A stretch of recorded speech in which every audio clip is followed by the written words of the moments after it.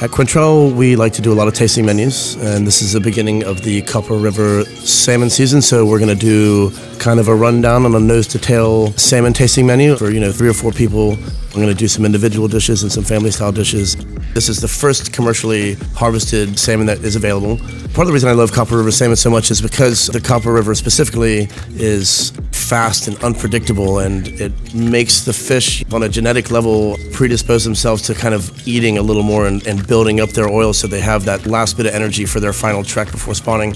That high oil content is, I think, very much what gives Copper River salmon its delectable flavor and its delectable texture. Maintaining our ethos at Quantrell is making sure that we are responsible with all our sourcing. One thing I really love about Copper River salmon is that it is a small boat fishery. They go out for 12 hours at a time, and it's 500 independent fishermen catching this product. The whole practice of this has been passed down through generation to generation, and there's something very special about that lineage. I've got the grill going, and I've got all these different parts cooking, and they're all kind of functioning differently. So I'm going to baste a little bit of ramp butter. The things like the collars, I'm going to use my fish sauce caramel, and I'm going to have my knock chomps. All these flavors are meant to pair nicely with the smoke and the charcoal flavor. This dish is Copper River salmon belly. With a congee, it's nice to have a little bit of texture, so we're going to add some crunchy vegetables, and it's also nice to have a little bit of acidity, so they're going to be pickled. I have some raw fresh radish, which is going to add nice texture as well. At the end, I'm just going to put a bunch of pretty things on it that are going to make sense and taste delicious.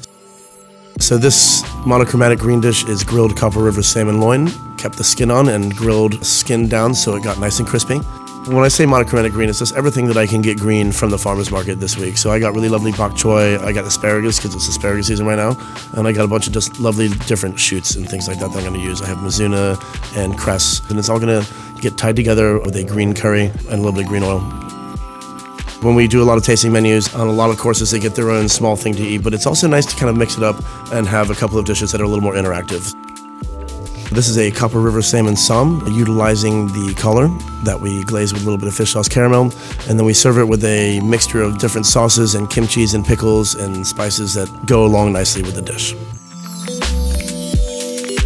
The next dish that we did for this tasting menu were the little bit of wings that are coming off the belly portion. They're super fun, they're packed full of collagen, there's lots of fat, there's lots of meat, and it's also just fun to kind of pick up a little fish wing by a crispy fin. I basted it quickly with a little bit of fish sauce and then served it very simply with some radish and a little bit of aioli.